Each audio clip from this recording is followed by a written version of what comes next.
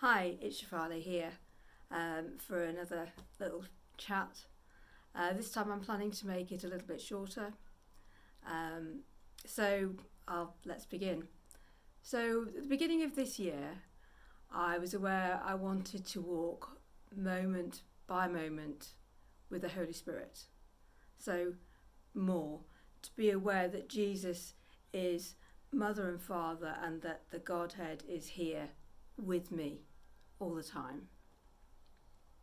And I got thinking about two stories in the Bible. One is the story of the rich young man, and the other one is the parable of the talents that Jesus told. Now, I'm not going to go all the way and read long passages from the Bible. I'm not going to do Bible Jackanory. So I'll give you the scriptures to read and I'll paraphrase the gist of the stories. So the rich young man, it can be found if you want to read it for yourself in Mark chapter 10 verses 17 to 31, Matthew 19 16 to 20, and Luke 18 18 to 30. And then the parable of the talents can be found in Matthew chapter 25 verses 14 to 30, and Luke 19 verses 11 to 27. So the rich young man, he's a person who went to Jesus as Jesus was having his ministry, and he knelt down at Jesus' feet and he said, "What do I need to do to be saved?" And I wish people would do that. I wish people come running to us and saying, "What do I need to do to be saved?"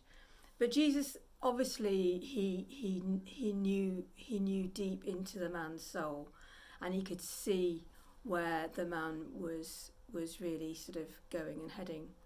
So Jesus said, you need to keep the commandments, and the rich young man said, "Oh, I've been doing that for as long as I can remember, so I'm all cool there." And Jesus said, "But there's just one more thing. You need to sell all your riches and then come and follow me." Now, I don't believe that Jesus is telling all of us that we have to sell everything to be saved.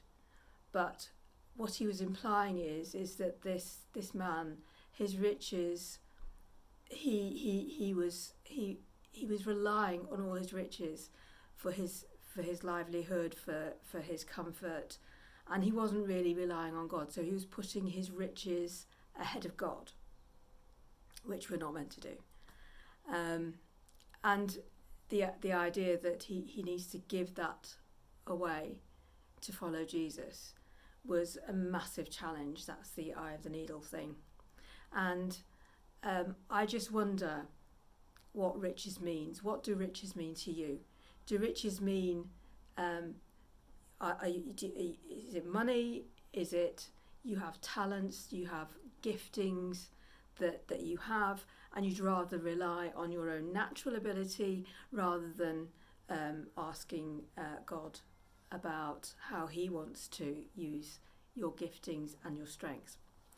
The parable of the talents is similar in that Jesus is talking about investment of money. And a rich man had his servants and he gave them different amounts of money. So shall we say he gave one man £500, another man £200, and then the other man £100. And then he went away for quite a long time.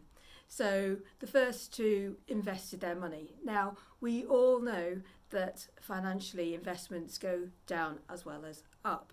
And they say that's one of the standard things they say in the financial industry. So when we invest our money, it's a risk. And we've got some investments, and we know that you can have medium, high and low risk.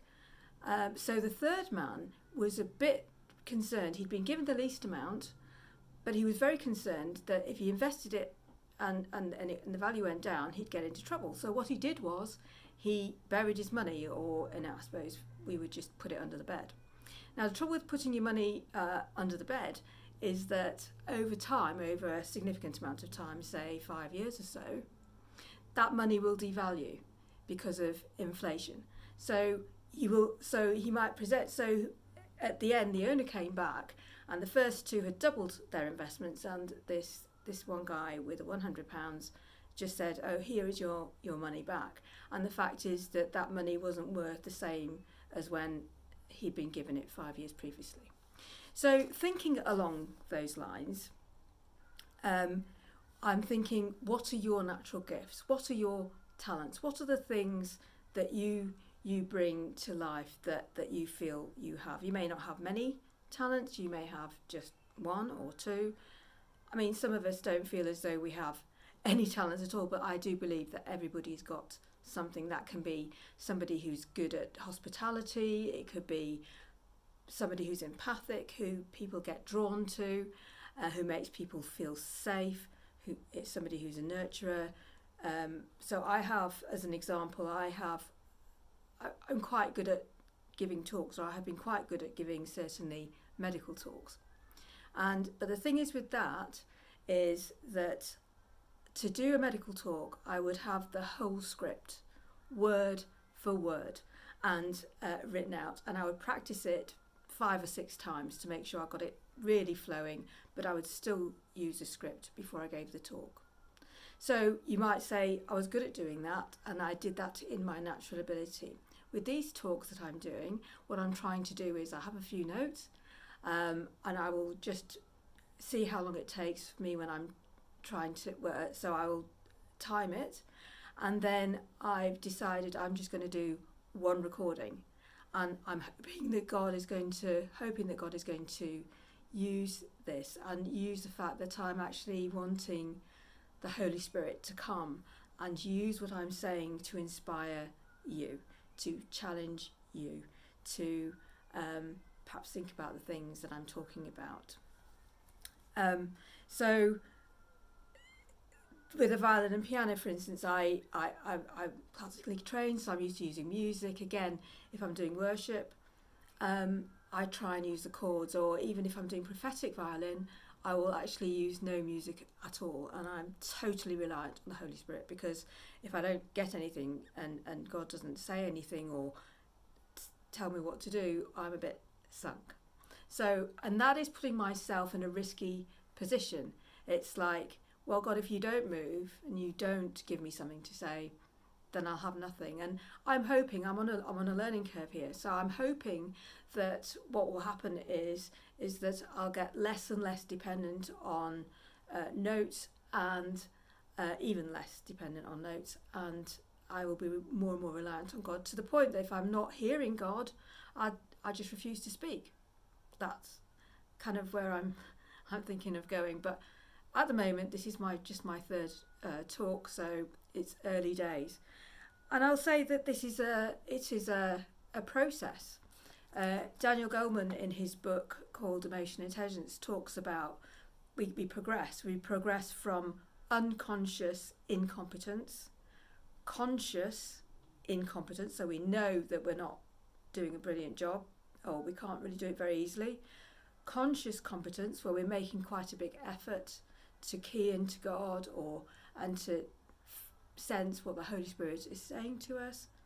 And then unconscious competence, that's when it's just the most natural thing that we're hearing from God and then speaking in a talk or whatever it is that you're planning on doing.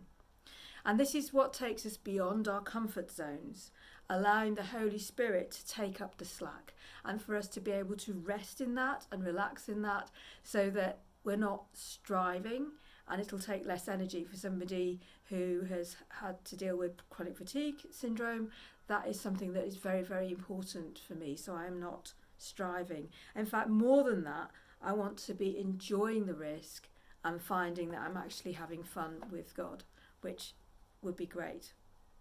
And then in return, as we invest our talent and our giftings and our strengths with God, God will multiply it. That's what I believe, that God will multiply it as we invest in him. We'll feel the risk. With God, it's not such a big risk, because our investments won't go down with God, he will increase it. But I think sometimes it can feel right at the beginning that maybe, it has gone down a bit. We don't feel really as though we're able, and we sometimes worry maybe maybe I should keep it safe and just not do it until it feels really safe. But what happens is that if we have a gifting and we don't use it, it's like muscles, it will waste. So we need to keep at least a baseline of fitness. I think we have to be prepared to look foolish and make mistakes with and for God. And actually, if you think about a mother with her children, when a child makes a mistake or when they trip and fall, actually for a mother it's like, I'm so glad you're making the effort, you're trying to walk, you've fallen, hey, well done that you've done that. And she has that encouragement, and she gets a great thrill from you trying to increase what you're able to do. And I think it can be a test of conviction and determination to do it God's way and God's way alone. Our hearts are to impress God, not man, and he'll take delight in our faltering steps. Our confidence must be only rooted in God. So we have to have a transformative mindset. God can use our mistakes and faltering steps for his glory, because his ways aren't ours.